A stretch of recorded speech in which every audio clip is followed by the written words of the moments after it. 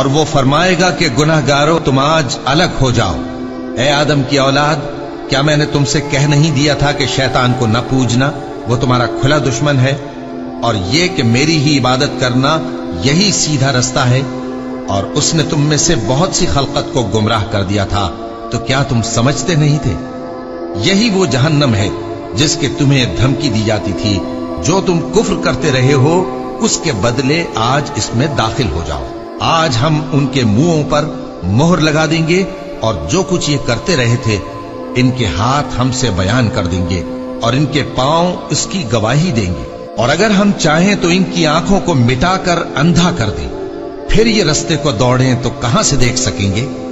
اور اگر ہم چاہیں تو ان کی جگہ پر ان کی صورتیں بدل دیں، پھر وہاں سے وہ نہ آگے جا سکیں اور نہ پیچھے لوٹ سکیں۔